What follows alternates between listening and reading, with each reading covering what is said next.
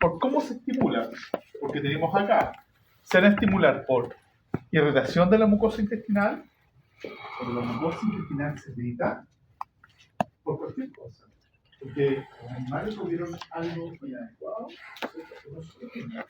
comemos algo inadecuado, esa mucosa se irrita, y son los quimiorreceptores que estimulan, ¿cierto? Distensión excesiva. Y cuando esta distensión excesiva es más allá, se genera dolor. Cuando una asa intestinal está dilatada, tú sientes malestar, pero cuando eso ya es mayor, se siente dolor. Además de eso, sustancias específicas del tubo digestivo. Y hay algo que no está anotado ahí, que es cuando hay isquemia. Cuando hay isquemia, eso genera dolor. Hay nociceptores de dolor, ¿ya? Cuando hay isquemia. Por ejemplo, cuando hay, bueno, eso es el ejemplo que dice cuando hay sangre de la inervación, entonces parasimpática inerva prácticamente todo el tubo digestivo y simpática y libera principalmente noradrenalina. Noradrenalina, dijimos que es el neurotransmisor del sistema nervioso. Se produce una paradoja, porque el sistema nervioso autónomo, perdón, simpático, aumenta la frecuencia cardíaca, ¿no es cierto? Dilata los bronquios, dilata las pupilas. Sin embargo, en el sistema digestivo es un depresor. ¿Ya? Esto tienen que aprendérselas todas. Y las vamos a ir viendo a poco. Que son algunas hormonas como la gastrina, la secretina, la CCK o colicocitoquinina, el inhibidor gástrico y la motilina. La motilina es menos importante. Está el lugar donde se produce, que vamos a ver que es el estómago distal, el duodeno, duodenal, la acción que tiene lugar, y el estímulo de la liberación. Chiquillos, por favor, yo lo que no voy a evaluar en la prueba si no voy a decir, yo esto no voy a evaluar, porque tienen que saber, ustedes tienen que saber. Tienen que saber cuánto se estimula la CCK, qué importancia tiene. ¿Por qué? Si un animal se come una dieta rica en grasa, ¿cuál es el mecanismo por el cual no se vacía el estómago? ¿Por qué el estómago no se vacía rápido como si nos tomáramos un vaso de agua? Por el mecanismo fisiológico. ¿Ya? Entonces eso es lo que tienen que entender. Y eso lo explican algunas de estas hormonas. ¿Ya? En el estómago nosotros vamos a tener distintos tipos de células, ¿ya? Y vamos a tener células parietales que van a producir el factor intrínseco que va a ayudar a la absorción de la vitamina B12, hormona que tiene, vitamina B12, vitamina que tiene importancia en la producción del glóbulo rojo, ¿ya? Y en el sistema nervioso. Súper importante la vitamina B12. Vamos a tener, ¿no es cierto?, las células parietales que producen ácido clorhídrico, las células principales que producen pepsinógeno. Fíjate. ¿Saben lo que es un simógeno? ¿Saben lo que es un simógeno, no, chiquillos? Acá. Fíjate que dice pepsinógeno. El pepsinógeno va a producir o se va a transformar en pepsina. ¿Depende de qué? Del pH. El pepsinógeno es un simógeno. ¿Por qué? Porque si la célula principal produjera pepsina, se digiere ella misma. ¿Entienden? Entonces, el pepsinógeno lo produce en bolsitas. Y sale el pepsinógeno, y cuando llega al estómago a pH 2, se activa en pepsina. O sea, si yo les produzco que las células principales producen pepsina, errado, es pepsinógeno. Es igual que las células pancreáticas. Las células pancreáticas producen simógenos, no son hormonas activas, porque si no, el páncreas sufriría un proceso de autodigestión. Y es por eso que las pancreatitis son tan graves y dramáticas. Cuando el páncreas se inflama en forma aguda, puede haber acumulación de los simógenos. ¿Ya? ¿Les quedó claro el concepto del simógeno entonces? ¿Ya? El pepsinógeno no es activo, pero sin embargo cuando está en contacto con el pH se transforma en pepsina, que es la principal enzima que digiere las proteínas en polipéptidos y aminoácidos. ¿Ya? Las células G producen gastrina y las células de la mucosa, acá abajo, producen moco, que va a formar parte importante de la barrera gástrica. ¿Por qué razón nosotros que somos omnívoros igual que el perro, que tenemos un pH muy ácido en nuestro estómago, cómo ese estómago aguanta? ¿Cómo esa mucosa aguanta? Porque hay una pared gástrica. ¿Ya? Piensen que la mucosa del estómago es como la mucosa de la boca. Pero si yo tengo un pH 2 en la boca, se quema la boca, se hace úlcera, se destruye. Pero la mucosa del estómago no. Por eso es que las úlceras son tan raras, son tan militares. ¿Ya? Hay un recubrimiento que se llama la pared gástrica, que lo vamos a ver. ¿Ya? Esta primera parte, si les interesa profundizarla, la pueden hacer del Cunningham. ¿Lo tienen digitalizado, no? Compártanlo entre ustedes, compañeros que sí lo tienen. ¿Ya? Compartan entre ustedes. Una lectura, es un libro que ustedes tienen que tener de consulta para cuando sean profesionales. Es un libro que vale la pena que lo compren. Y lo dejan ahí. ¿Compran el libro? Yo lo compré en Perú. Te prometo que lo compré en Perú. Me costó 35. Y casi no he detenido en Chacayuta. Porque pasé en auto y compré un montón. Yo soy lector, me gusta leer algunos temas. No leo literatura, pero me gusta leer algunas cosas. Y me van a revisar el auto y me dice, usted está contrabandeando. ¿Cómo le dije? Sí, porque necesito que me den acá, mire, falso. No, dije, yo soy médico veterinario, mira. Esos son libros que yo tengo para leer, me llevo a vacaciones, pero mira, este compré. Fue lo único que compré con de todo. Y parece que el tipo era veterinario porque andaba con un perro. Entonces me decía ahí, ya bien. Se lo compré en tanque, esa fue la historia de él. Bueno, el sistema digestivo, el sistema gastrointestinal, no se mueve por gravedad, ¿ya? No se mueve por gravedad. Algo ayuda, pero no es por eso. Tiene que haber movimiento para propulsar la ingesta a través del tubo digestivo, y la ingesta tiene que estar disponible para que esté en contacto para su absorción, digestión y almacenamiento. Además ayuda, ojo, esto es importante, el movimiento además ayuda a romper físicamente el alimento, y en la medida que se va rompiendo, se va mezclando con las secreciones. ¿Ya? Por eso es que es importante cuando uno come, mira bien. Tengo un problema con los perros que tienen hiperactividad. ¿Sabes el un perro que tiene hiperactividad? No es un perro, son dos. Pero loco, una locura. Y cuando comen, es una cuestión impresionante. Entonces, ese perro traga aire, come desesperado, dilatado. Venden unos platitos con puntas redondas. ¿Cómo es eso? Comprar el platito, le pones comida en la caja de huevo. No. Yo he tratado pero con PPT y me funcionó. Ya estuvo bien. Mira qué buena idea. Ya, lo viste. Sí. Y por último, si lo comen. Porque está interesado en cómo se la comida, entonces como se platea. No, es una locura. Una locura. Y también pasa, ojo, también pasa con perros.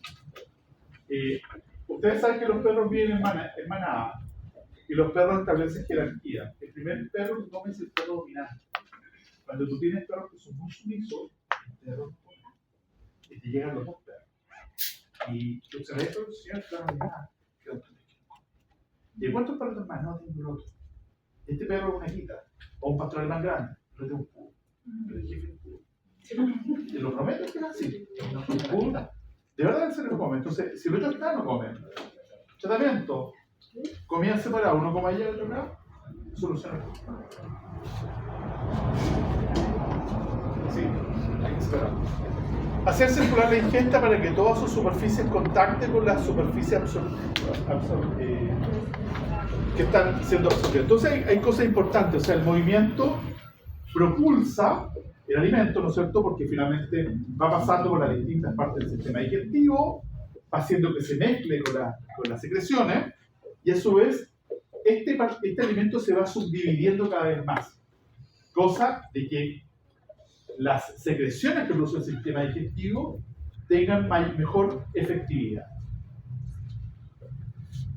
Movimientos de propulsión, retención o mezclado. Esta cuestión, por favor, su máxima atención. Existe un marcapaso en el sistema digestivo, unas células, que se llaman las células, como dice ahí, intersticiales de Cajal. Esta cuestión es súper interesante, porque si tú les pones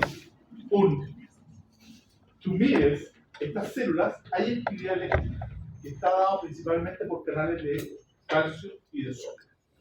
Hay una oscilación de corriente, ¿ya?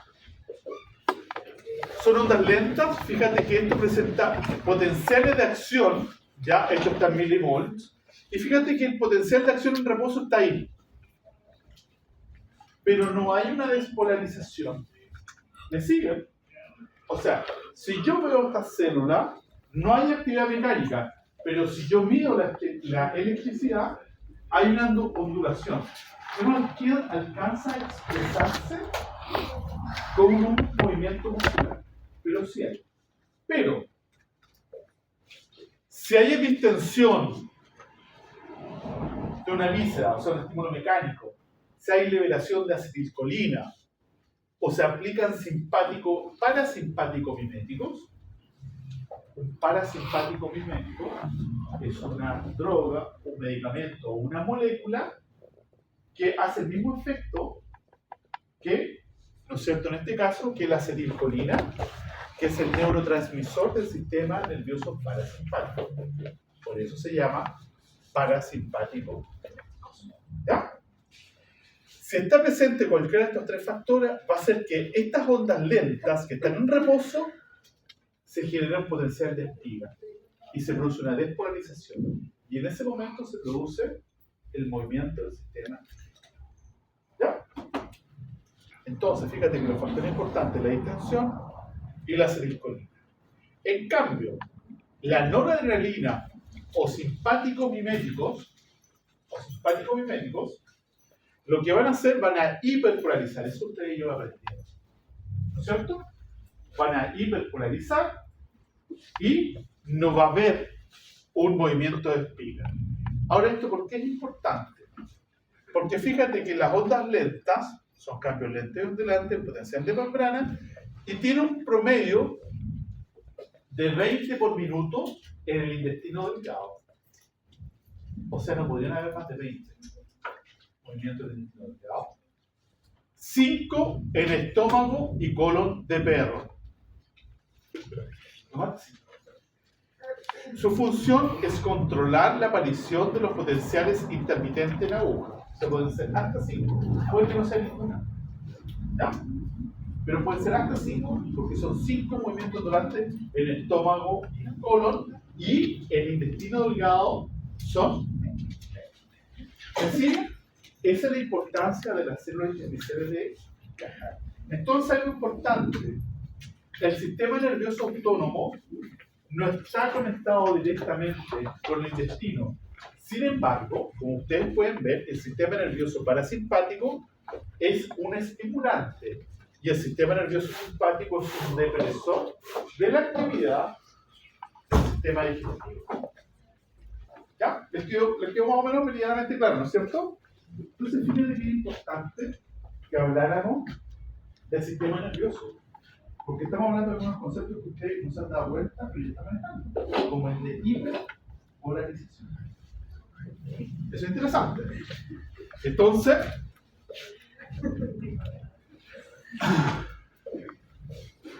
aunque el sistema nervioso intestinal es independiente, recibe influencia del sistema nervioso único. Es como el corazón. El corazón es autónomo. Sin embargo, recibe influencia del sistema nervioso único. ¿Ya? Entonces, las células intersticiales de Cajal, esto es algo importante que ustedes tienen que hacer. Células, ¿ya? Eso significa células, ¿ya? Intersticiales de Cajal. Recuerden eso. Células intersticiales de Cajal. Anótenla. Eso es importante que lo manejen bien. Y este cuadro que vimos hace unos segundos atrás, ese también tiene que manejar bien. Y eso igual. ¿Ya? Otra cosa más importante que la puedo dar. Ahora, células endocrinas y paraclínicas gastrointestinales, y les voy a dar un ejemplo, liberan moléculas reguladoras, neurohormonas, que afectan canales iónicos de membrana, que afectan el potencial de acción. Fíjate, acá tenemos una onda lenta, sin potencial de acción, y fíjate que acá se libera hay una onda lenta con potencial de acción y contracción. Entonces, esto es lo que pasa, esto es lo que yo les comentaba. El mío, ¿no es cierto? No.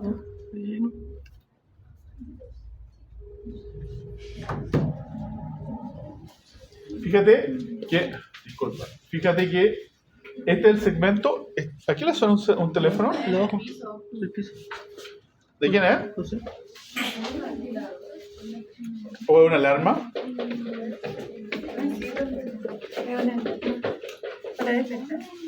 Ya.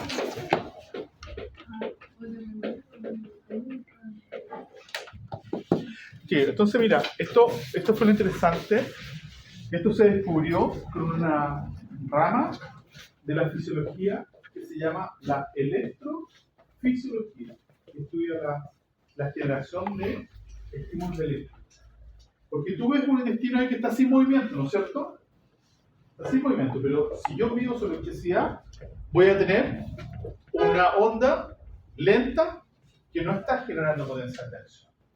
Sin embargo, si hay un estímulo, como dijimos, una hormona, una neurohormona o una distensión, sí va a haber un potencial de espiga.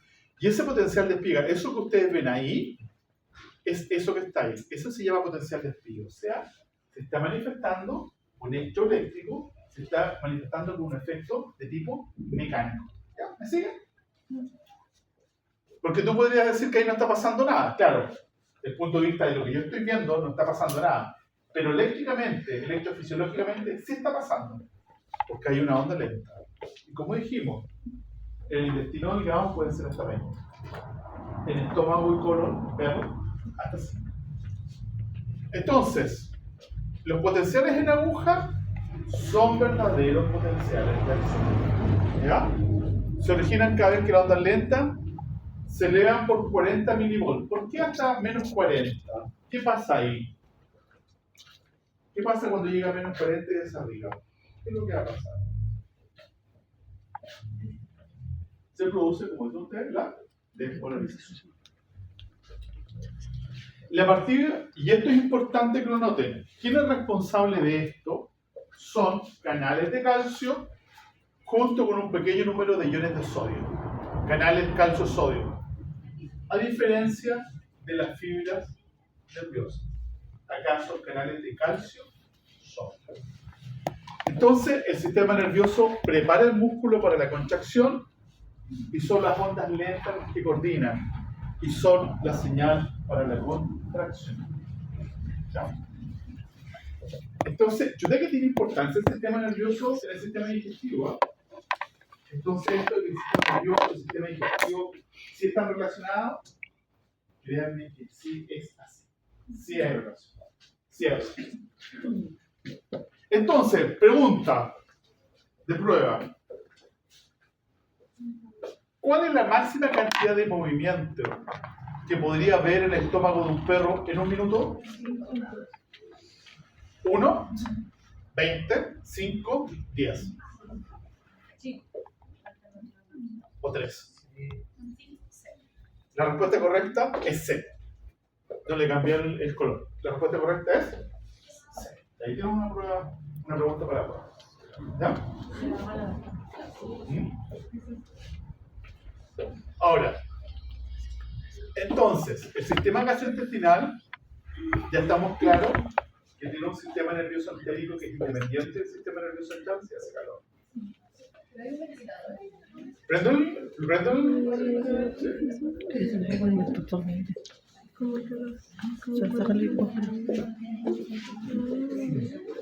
¿Cómo se llama el agua?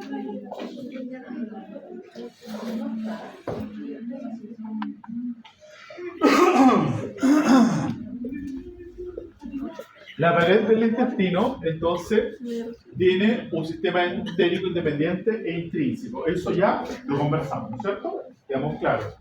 Muchas neuronitas en todo el sistema intestino. Contiene receptores, contiene neuronas sensitivas, y ya dijimos, como me dijo la compañera, que está avisando el sistema nervioso central. Hay interneuronas y neuronas motoras. Recibe, esto es como un resumen, ¿ya? Recibe inervación extrínseca del servicio nervioso autónomo. Tiene un sistema endocrino intrínseco, lo vamos a ver, ustedes van a tener que aprenderse las hormonas que vamos a encontrar. Nos vamos a aprender las más importantes, ya que son como 5 o 6 kilómetros, no es más que eso. Los péptidos reguladores pueden originarse en neuronas y células endocrinas, las vamos a ver. El sistema inmunitario juega un rol importante y los péptidos reguladores tienen un efecto trófico sobre las células epiteliales gastrointestinales. ¿Qué significa trófico? Casi que crecen. Son estimulantes, algunos de estos métodos. Una de las cosas que están en este programa dicen que es importante que ustedes aprendan qué es lo que es la deglución. ¿Ya? La deglución es la fase voluntaria, si ustedes quieren, de tragar. Así se llama. La deglución es la fase voluntaria, es la que yo hago voluntariamente, y consiste en llevar el bolo hacia el paladar, ¿no es cierto? El bolo se comprima al paladar, por eso es importante que la lengua esté en buena condición, el paladar igual. Comprimiéndolo con la lengua, dando paso inmediatamente a la segunda fase, que es la fase faríngea o involuntaria. Cuando el bolo pasa el ritmo de las fauces, lo que está ahí, de ahí hacia atrás, es involuntario. Al contactar el bolo con el paladar se inicia el reflejo de la deglución, que consiste en el cierre de las coanas. Recuerden que la nasofaringe está comunicado con la parte de atrás de la orofaringe. Las coanas se cierran, o si no el alimento se alcanza a la nariz. ¿Ya? Por eso que es tan importante que haya un buen paladar blando. Por eso que cuando yo voy a ver un bulldog francés de un paladar blando extendido, no lo puedo cortar excesivamente. Tengo que cortar lo que reseccionar lo que corresponde. Los pliegues palatofaringes se juntan y el bolo pasa estrechamente a través de ellos, y por ello el bolo debe estar bien triturado. Por eso es importante masticar bien. Por eso lo que yo les comentaba a estos perros que tienen hiperactividad y hipersensibilidad. El gato es más pituco para comer. El gato come poquito. ¿Cuántas veces al día come un perro? 1 o 2 veces al día. ¿Ya? Los perros chicos, como tienen mayores requerimientos energéticos metabólicos, deberían comer 2 o 3 veces. Un perro grande puede comer 1 vez al día. Un gato promedio come 20 veces al día. Un gato come 20 veces al día. Está todo el día comiendo, pero de poco. Son poco eficientes con el manejo del glucógeno y la glucosa. ¿Ya? Entonces, el otro, el alimento tiene que estar bien embebido con saliva. Si no hay saliva, el proceso de la deglución se hace difícil. El proceso de la deglución se hace muy difícil, ¿ya? La fase esofágica, las cuerdas vocales se juntan, la epiglotis va hacia atrás. La epiglotis se cierra. Entonces, no es posible que el alimento se vaya por el esófago. Perdón, que el alimento se vaya por la laringe. ¿Qué viene después de la laringe? Después de la laringe viene la tráquea. Después vienen los bronquios. Hay un bronquio izquierdo, un bronquio derecho. Y se va separando este arbolito, ¿no es cierto? No. El alimento no va por ahí. Para que no pasa eso, la epiglotis, como dice acá, que la hinchada en la laringe se va hacia atrás cerrando la laringe. Se ensancha el esófago y el bolo cae al esófago. Por eso es que cuando queda alimento ahí, uno ¿qué pasa? Uno se trapica, ¿no es cierto? Y se genera una tos, que es un mecanismo de defensa que es expulsivo. ¿Ya? Cuando queda algo cerca de él. Rápidamente hay neuronas aferentes que informan y se genera un arco reflejo, que es el mecanismo nervioso. ¿Ya? Y acá se genera una onda peristáltica rápida que hace avanzar el bolo a una velocidad de 4 centímetros por segundo. Y acá hay una enfermedad importante. ¿Ustedes han escuchado hablar del megaesófago? ¿Saben lo que es el megaesófago? Hay una enfermedad en la cual el esófago, que tiene musculatura estriada en perros y en gatos, por eso es que el perro puede vomitar a voluntad.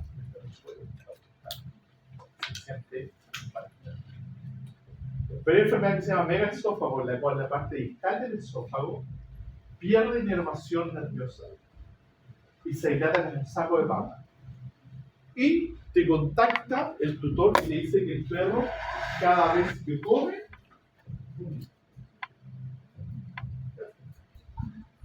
y acá hay un asunto importante. El vómito es distinto que la respiración. El vómito, la gente dice, no, esto vomita una espuma blanca. Eso no es vómito. ¿Por qué?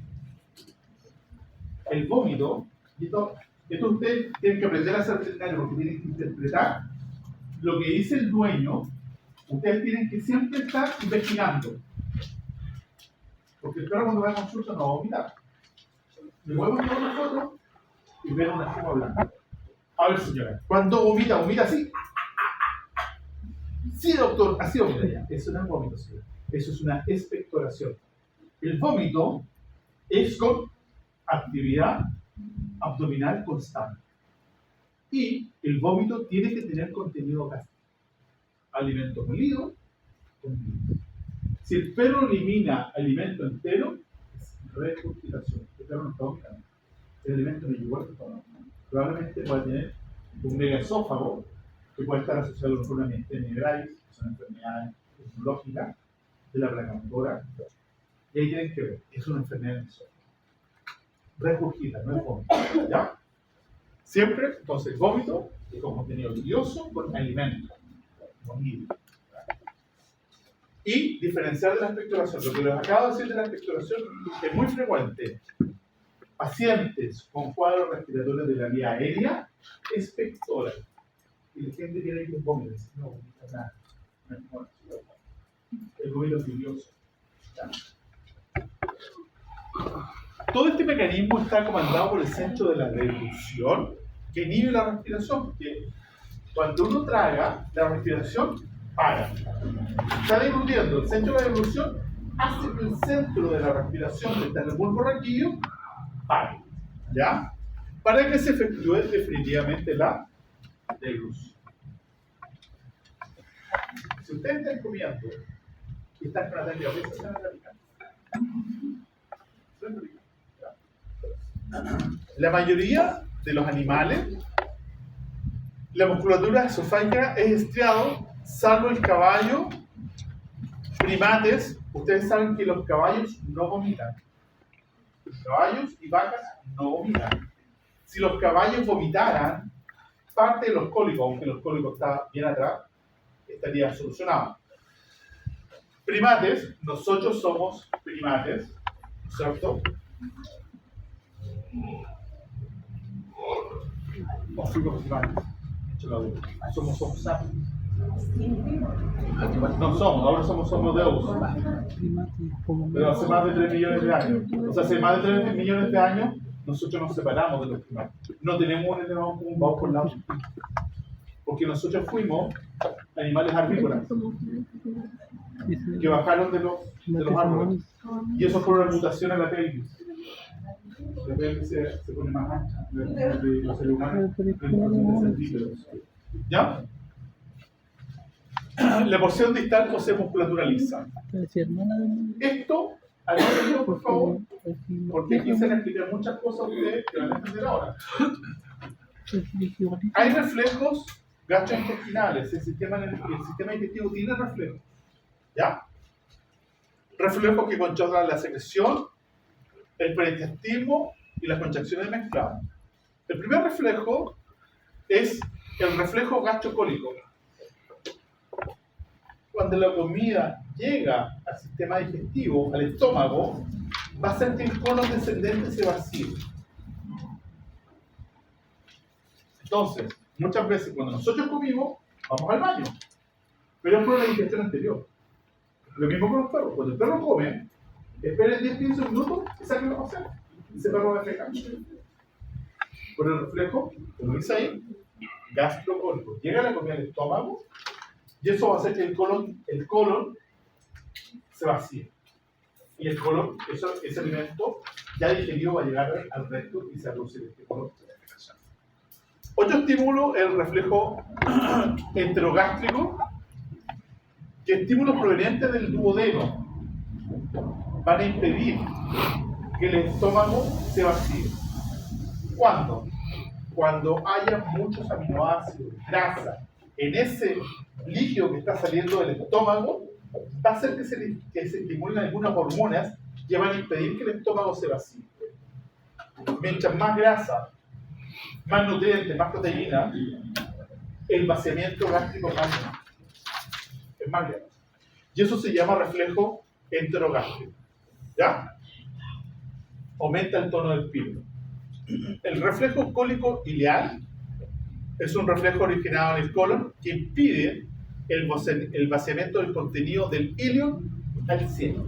¿Ya? Eso va a depender de algunas hormonas y del tipo de contenido que haya en estas hechuras. Los reflejos son del intestino a la médula espinal y troncoencefálicos, reflejos gástricos, ¿no es cierto? Se pueden haber reflejos dolorosos y el reflejo de la defecación, que lo vamos a ver más adelante. Hay una cosa interesante, fíjate, que la parte proximal del estómago puede sufrir un proceso de relajación adaptativa. Y fíjate que es propio de los seres humanos. Esta cuestión es súper interesante. El hombre antiguo nunca tuvo refrigerador, ¿no es cierto? Entonces, ¿te imaginas tú? No sé, pues, había un grupo de antiguos seres humanos, ¿y de qué dependían? Cuando el hombre era nómade, de la casa y de la recolección. Yo imagino que tienen que haber pasado muchas hambre en ese tiempo, porque no había refrigerador o sea, dependía si tú cazabas y no cazabas, a lo mejor de repente no había animales, de repente había sequía, un incendio, de repente te iba mal con la caza de los animales que tú ibas a cazar. Entonces, fíjate, el ser humano y algunos animales tienen un fenómeno que se llama de relajación adaptativa.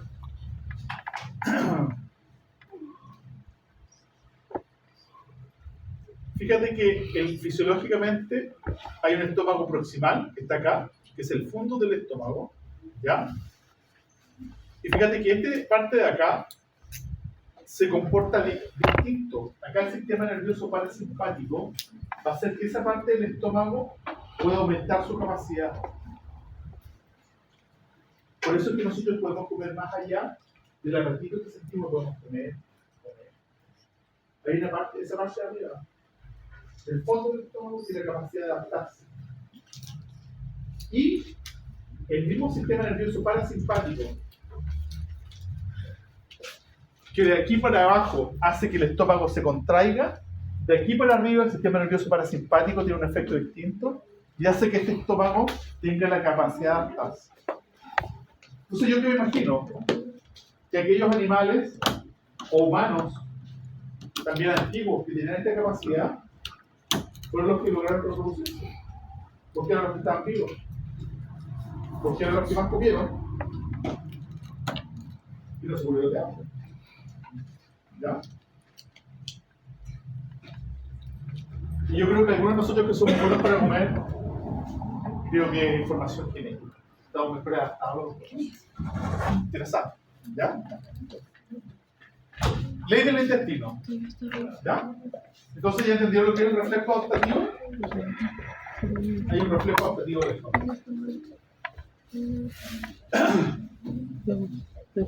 Fíjate que en la misma forma, cuando se produce un movimiento peristáltico, el segmento distal, el segmento que está más atrás, se relaja. ¿Ya? Y esto se denomina relajación receptiva, lo que facilita el movimiento hacia caudal y no el sentido craneal. Siempre es el sentido del movimiento es aboral. Aboral quiere decir opuesto a la boca. Siempre el movimiento es aboral. Es de la boca hacia el recto. Y eso es por la relajación adaptativa.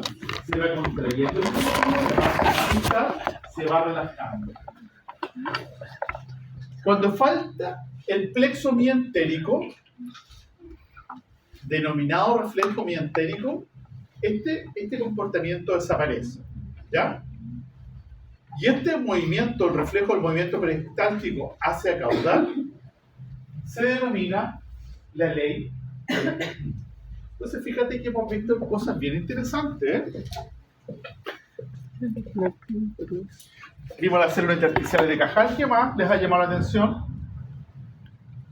Vimos los reflejos. ¿Qué reflejos recuerdan? A mí me gusta el gastrocólico, porque yo le explico a los dueños que cuando coma su perro, me dicen, ¿cómo lo hago? Para que mi perro haga las deposiciones afuera de la calle. Bueno, es fácil. Usted le da comida y a los 15 minutos lo saca a pasear. Y va a ser, sí, que hay un reflejo que se llama gastrocólico. ¿Su perro va a defecar? Sí. Así. ¿Ya? ¿Qué otra cosa importante hemos visto? Bueno, la ley del intestino. Los estímulos que los tenemos acá, ¿no es cierto?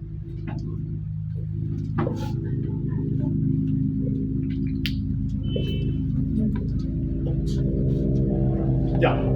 El peritrantismo quedamos entonces que es una onda de contracción producida por la contracción del músculo circular, seguida por la contracción simultánea de la capa longitudinal. ¿Y por qué es esto? Porque estas células musculares están unidas por gap junction. Son una sola unidad. Entonces se mueven como un sitio, como una sola unidad. Luego, la relajación permite el desplazamiento del contenido de un órgano tubular, siempre en sentido aboral. ¿Qué significa aboral? Contrario a la boca. ¿Ya? El otro. ¿Cuándo aumenta el flujo sanguíneo durante, o qué hace que aumente el flujo sanguíneo durante la actividad digestiva? La mucosa del tubo digestivo va a liberar bastantes sustancias vasoactivas que además intervienen en procesos motores y secretores. Cada una de estas que está acá la vamos a revisar en un momento más. La calidina y la bradicilina liberadas desde las glándulas gastrointestinales y la disminución del oxígeno por parte de la célula intestinal por el incremento de la actividad metabólica produce la liberación de adenosina, que es un vasodilatador muy potente. Cuando hay digestión, la cantidad de sangre que llega al sistema digestivo aumenta significativamente. ¿Ya? Estómago. ¿A qué hora es el break ahora? 40. Quedan 5 minutos. Sí. ¿Le puedo hacer un chiste? Es que sé que esté corto. Por eso. Esperamos unos 20 minutos. O sea. ¿Perdón? La mayoría tiene que viajar. Yo tengo el horario laboral. Perdón, el horario de clase. Entiendo perfectamente. Oye, el bolo alimenticio pasa por acá, por el esófago. ¿Cómo se llama este esfínter que está acá? ¿Cómo se llama ese esfínter que está acá en la entrada del estómago?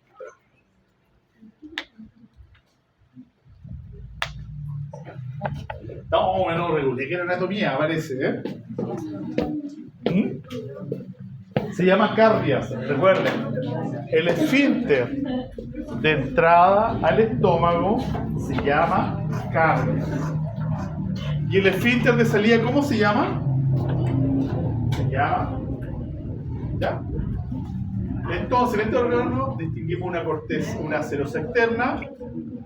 Luego, al igual que el intestino, hay dos capas musculares, una longitudinal y una circular. ¿Ya?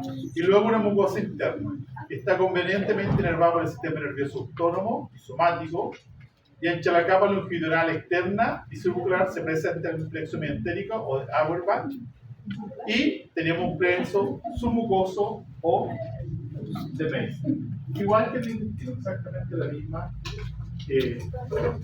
distribución. ¿Ya?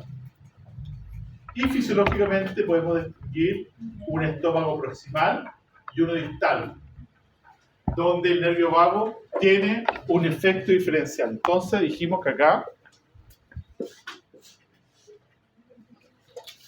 hay una relajación o una distensión adaptativa en el estómago. Entonces yo creo que aquellos que comemos mucho de repente es información evolutiva del ser humano, es lo que nos ha permitido estar en la faz de la Tierra. Porque créeme que sin eso, con la actividad que teníamos nosotros, imposible sobrevivir. Funciones motoras del estómago. El estómago tiene la capacidad de almacenamiento. El estómago mezcla las secreciones digestivas hasta formar el quimo. Recuerden que hay un bolo alimenticio y en el estómago se llama bolo. Anótenlo. Se llama quimo. Quimo alimenticio. Y cuando el estómago contiene alimento, mecánicamente, por neuronas, sueltos que dijimos sensitivas, el estómago, la porción media, empieza e inicia ondas de Mason. ¿Ya? Y cuando el vaciamiento gástrico, cuando el tono del píloro es normal, cada onda peristáltica potente va a ser unos pocos ml, unas pocas gotitas de este quimo pasen hacia el duodeno. Tampoco. Y estas ondas, ¿no es cierto?, aparte de una función mezcladora, ejercen una función de bombeo. ¿Y saben qué? Va a ser el duodeno, de acuerdo a lo que le va llegando, el que va a liberar hormonas que va a decir si se vacía más el estómago o se vacía menos. Vamos al break.